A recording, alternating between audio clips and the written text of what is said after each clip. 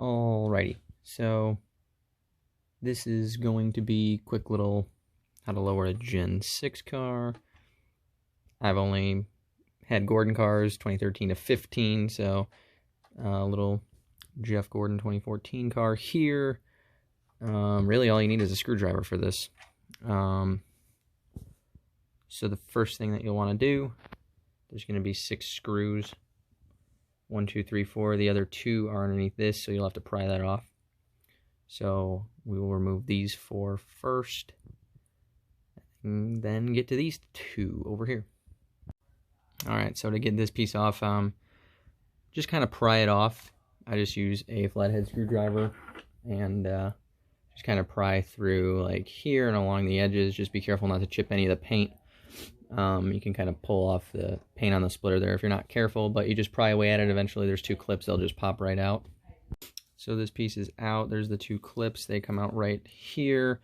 If you want to put this piece back on the car, sometimes they pop back in. You might have to glue it. I just leave it off. And then that's the last 2 screws of the 6 on the bottom that we have to take out. Now that all 6 screws are out from the bottom, the chassis and the body will just separate. You just got to pull up a little bit, maybe pull a little bit harder in some places than others, but it'll come right off. The next thing we'll want to do, kind of get the roll cage and everything else, every other part of the cockpit kind of off the frame and the chassis. So there's a screw here and a screw here. Same thing on the other side. So these 4 are going to come out next. So my advice here is to just unscrew these. Like, don't get them all the way out. They don't have to come all the way out for you to be able to take this part off. So you can just loosen them a little bit, and then this will pull. There'll be a steering column that comes out with it. Alright, so that has been removed.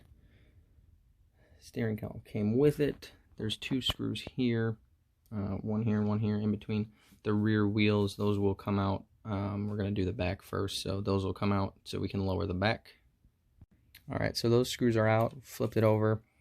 This will just pull right out here. This will slide out.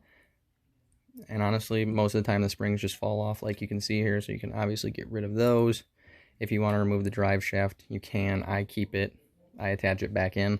So when you go to put this back in, when you put this rear wheel assembly back in, these will slide back in underneath, and then you'll see how everything lines up.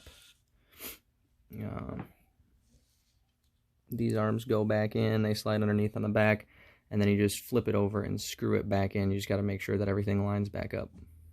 Alright, so everything is back in place, ready to be screwed in, lined up in the bottom here. Drive shaft has been reconnected. Everything has been put back into place, kind of hard to see there. So then when you flip it over, that's where the screw will go. Alright, so now that these are screwed back in, we'll go to the front. You're going to want to remove these 2 screws, this one and this one. That'll make it easier to get the wheel kind of out of position. You'll be able to take the spring out a lot easier, and it really makes it easy. It's easy to break something up in the front. The first car I did, I broke a piece up here. So you're going to want to remove that screw. I forgot to remove it and broke something, so remove it. Makes it a little bit easier to get to the front springs here.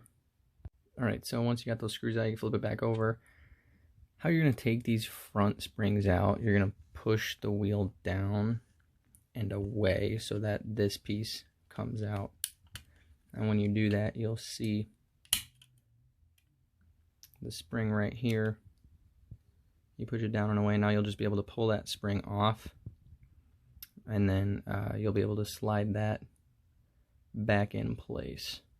So now that the spring is off, you can come back up here. You can push down and back in, and that will put that back in place. You got to be careful not to push too hard, though. You don't want to break anything up here.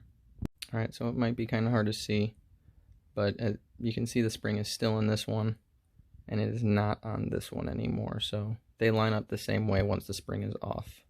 So once you got the springs off, the last thing that I would do, this will be up to you, but I take this cross member off. I just pick it off because if you put everything back together and you just take the springs off, you'll see that the car sits, like rests on this cross member right here, so it doesn't go as low as it possibly could. So I take it off, but that will be up to you. So I'm going to go ahead and take this one off right now. So to take these off, I literally just run like a small flathead screwdriver underneath it, and you put enough pressure on it, it'll just pop up just like this. and then you can run that screwdriver underneath this as well and just kind of pry it up. It'll pop up. It's not screwed in or anything, so just a little bit of pressure, it'll pop up.